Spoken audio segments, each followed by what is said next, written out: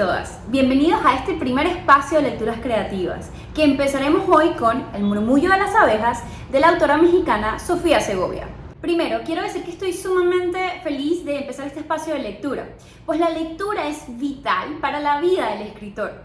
Y aunque este espacio de lectura no va a ser como otros, porque va a ser una lectura creativa, es decir, vamos a utilizar la creatividad para conectar con los libros que leemos, con los autores que conocemos y así intentar obtener una nueva interpretación del mundo que habitamos cuando leemos. Estos episodios estarán relacionados con las lecturas que haremos mensualmente en nuestro club llamado Este no es cualquier club de lectura. Así que por si alguna razón no puedes sumarte al club, no te preocupes. A final de mes siempre tendrás este video para hablar de la lectura del mes. Adicionalmente, para los libros que tendremos en el club, tendremos contacto con ciertos autores o especialistas que podrán hablarnos más de los temas y profundizar en el contexto histórico y literario de las lecturas que hagamos. Primero hablemos de la autora Sofía Segovia. Sofía Segovia es una escritora mexicana quien estudia periodismo, nace en Monterrey y cuenta en una de sus participaciones en la Feria del Libro que su abuelo contaba muchas anécdotas. Su abuelo, siendo de Linares, la llenaba de historias generacionales de su familia, de la vida en las haciendas o en las tierras de Linares. Sin embargo, Sofía sentía que estas historias tenían cierta profundidad en donde había muchos huecos y se sentía muchísimo la nostalgia de las historias que contaba su abuelo. A medida que fue pasando el tiempo, Sofía fue recopilando todas estas historias, todas estas vivencias, digamos toda la historia que construye al pueblo de Linares y también a Monterrey, pues Sofía dice que no se puede contar la historia del pueblo de Linares sin contar directamente la historia de Monterrey. La novela El murmullo de las abejas narra una historia que va del olvido a la memoria. Sofía reconoce en estas entrevistas que si bien no se trata de una novela meramente histórica, hizo una gran investigación que tiene aspectos históricos y reales y que ocurren y ella trató de ser lo más fiel posible a estos eventos. Sin embargo, veremos que ciertos eventos no son fieles a la fecha de ocurrencia en el contexto histórico mexicano. El murmullo de las abejas habla de una historia que se huele, que se siente. Es una experiencia que explota todos los sentidos. Vamos contando o vamos leyendo dos historias a medida que avanza la narrativa. La primera parte de la historia nos narra una historia de un niño recién nacido que es abandonado, pues tiene una deformación en el labio y Nana Reja, quien es esta señora que trabajaba para la hacienda de los Morales toda la vida, siente un instinto maternal y un día se levanta de su silla y va a buscar a este niño abandonado en lo salvaje. La segunda historia, que va de par en par con la historia de este niño llamado Simonopio, un nombre que la propia Sofía ha dicho que sacó de una de las anécdotas de su abuelo. El abuelo conocía a un niño que se llamaba Simón y él le puso el sobrenombre Simonopio. La segunda historia narra la historia de un anciano que nos va contando todos estos fragmentos, todos estos pedazos de historia que van sumando en 100 capítulos una historia generacional del pueblo de Linares, de la familia Morales y también la historia de Francisco Chico y de Simonopio. Escuchar a Sofía Segovia nos inspira a contar historias que parten desde la memoria. Ella dice que una historia bien contada no conoce geografía, género o edad, que todas las historias en su basamento son regionales y se vuelven universales por su manera de ser contadas. Dice la escritora también que ella ha viajado a cientos de lugares, a Rusia, a Macondo, en historias que han sido contadas por las historias que habitan los mismos autores. Es importante recalcar varias veces que la escritora dice que esto no es una novela histórica, es una novela de experiencias de personajes en momentos históricos. Es decir, ella quiere expresar lo que se siente la violencia, lo que se siente el confinamiento, lo que se siente el amor, lo que se siente el odio, lo que se siente las injusticias. Quizás uno de los aspectos más logrados de la novela es la construcción de sus personajes. Voy a hablar de 3 personajes hoy y voy a empezar por el primero, Nana Reja.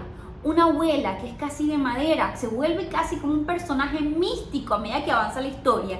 Y es ella quien consigue a Simonopio, uno de nuestros protagonistas, dejado en lo salvaje, abandonado por un defecto en el labio. Nana Reja tiene esta cualidad maternal de escuchar a un niño a millas de distancias, de protegerlo en el silencio y de construirlo poco a poco por medio de su protección.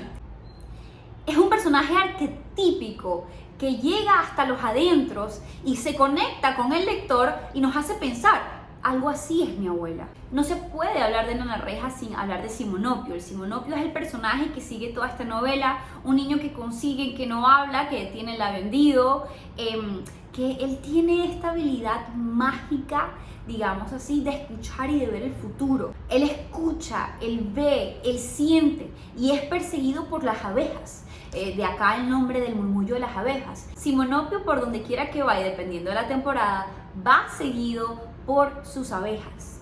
Simonopio es uno de esos personajes que definitivamente se queda instaurado en la mente del lector. Es decir, es imposible no leer esta novela sin pensar en Simonopio por unos días o quizás por unas semanas. Simonopio, me atrevería a decir, es un personaje representativo de la literatura contemporánea latinoamericana. Su personaje va cargado de amor, de protección, de incondicionalidad y va enseñándole a cada personaje que toca, va dejándole un aprendizaje.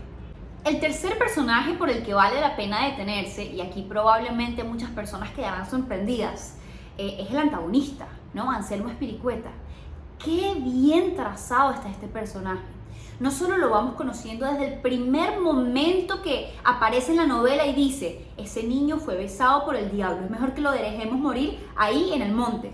De ahí ya sabemos que este es un personaje supersticioso, que no podemos confiar con tanta claridad y que a medida que avanza la novela vamos entendiendo su comportamiento egoísta, lujurioso, esas ganas de querer adueñarse de la tierra porque sí y para sí, pero al mismo tiempo representa de cierta forma aquellas personas que vivían vidas injustas y que no tenían bastante voz.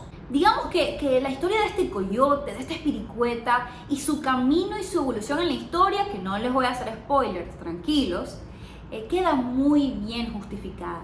Es el malo de los malos y es un malo que como escritores vale la pena de construir y analizar cómo se construye este personaje hasta llegar a ese punto de tensión máxima de representar el antagonismo de toda la historia.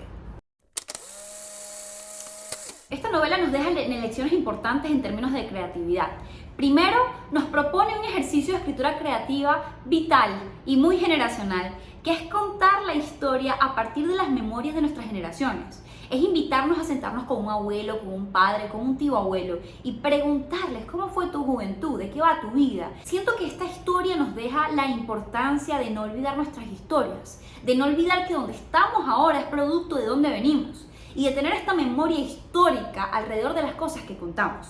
Otra lección importante de esta novela es la evolución justificada de los personajes. Por ejemplo, el antagonismo justificado de Espiricueta queda muy marcado en todas, digamos, las escenas que va narrando Sofía Segovia a lo largo de estos 100 capítulos. Al mismo tiempo, aquellas acciones de Simonopio, aquí va un spoiler, aquel rechazo a querer de irse de su tierra y de abandonar a sus abejas, aquella asociación al león del circo y de sentirse triste, muerto, encerrado, todo queda perfectamente justificado y cada evolución va encajando como piezas de un gran rompecabezas de lo que es la evolución humana dentro de un personaje que logra identificarse con el lector. El tercer aprendizaje, ya más un aprendizaje creativo, es un aprendizaje humano, es aquel que nos deja Simonopio y habla de la necesidad de escuchar. No solo de escuchar a nuestros viejos y esa memoria histórica y no olvidarla, si bien esto es muy importante mantener esta tradición oral, contada, narrativa, también nos enseña a escuchar en silencio, a escuchar a quienes amamos, a ayudarlos, a protegerlos, a cuidarlos, a ser parte conjunto de ese camino y ser uno también con la naturaleza. Es decir, Simonopio es un personaje que propone muchísimos descubrimientos. Un descubrimiento personal, un descubrimiento familiar, un descubrimiento conectado a la naturaleza, un descubrimiento emocional. Tantos aprendizajes que parten desde el mismo punto y es del saber escuchar. ¿Escuchar qué? Nos preguntaremos. Es fácil esa respuesta. Escuchar el murmullo de las abejas. Sugiero como tarea creativa para esta sesión escribir una pregunta en el cuaderno y contestarla. ¿Cuál es tu murmullo?